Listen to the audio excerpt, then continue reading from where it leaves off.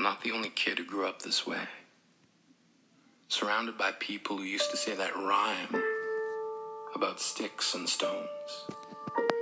As if broken bones hurt more than the names we got called, and we got called them all. So we grew up believing no one would ever fall in love with us. That we'd be lonely forever. That we'd never meet someone to make us feel like the sun was something they built for us in their tool shed. So broken heartstrings bled the blues as we tried to empty ourselves so we would feel nothing. Don't tell me that hurts less than a broken bone. That an ingrown life is something the surgeons can cut away. That there's no way for it to metastasize, it does. She was 8 years old. Our first day of grade 3 when she got called ugly. We both got moved to the back of class so we would stop getting bombarded by spitballs. But the school halls were a battleground where we found ourselves outnumbered day after wretched day. We used to stay inside for recess because outside was worse. Outside we'd have to rehearse running away or learn to stay still like statues, giving no clues that we were there in grade 5. They taped a sign to the front of her desk that read, "Beware of the dog." To this day, despite a loving husband, she doesn't think she's beautiful. Because of a birthmark that takes up a little less than half her face. Kids used to say she looks like a wrong answer that someone tried to erase but couldn't quite get the job done. And they'll never understand that she's raising 2 kids whose definition of beauty begins with the word mom. Because they see her heart before they see her skin. Because she's only ever always been amazing. He was a broken branch grafted onto a different family tree. Adopted. Not because his parents opted for a different destiny. He was 3 when it became a mixed drink of 1 part left alone and 2 parts tragedy. Started therapy in 8th grade. Had a personality made up of tests and pills. Lived like the uphills were mountains and the downhills were cliffs. 4/5 suicidal, a tidal wave of antidepressants, and an adolescence being called pop. 1 part because of the pills. 99 parts because of the cruelty. He tried to kill himself in grade 10 when a kid who could still go home to mom and dad had the audacity to tell him, "Get over it." As if depression is something that can be remedied by any of the contents found in a first aid kit. To this day, he's a stick of TNT lit from both ends. Could describe to in detail the way the sky bends in the moments before it's about to fall.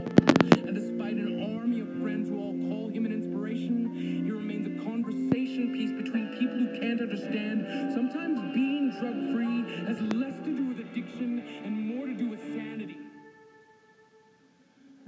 We weren't the only kids who grew up this way. To this day, kids are still being called names. The classics were, "Hey stupid," "Hey spaz."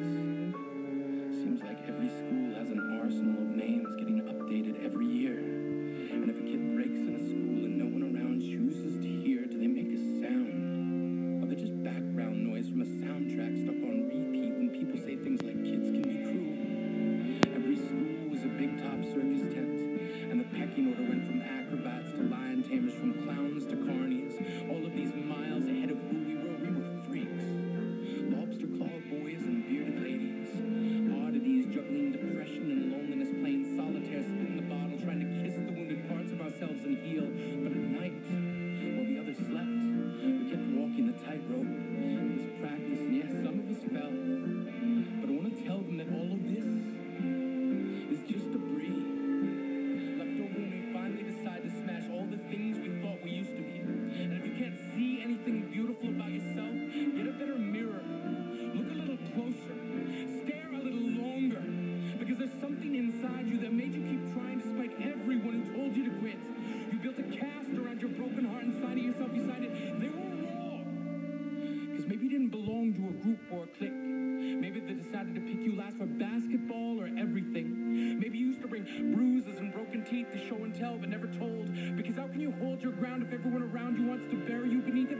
You have to believe that they were wrong. They have to be wrong. Why else would we still be here? We grew up learning to cheer on the underdog because we see ourselves in them. We stem from a root planted in the belief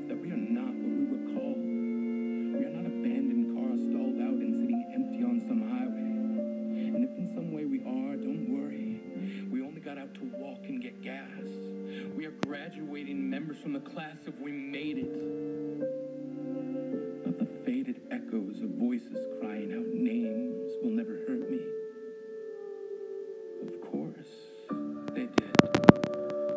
But our lives will only ever always continue to be a balancing act.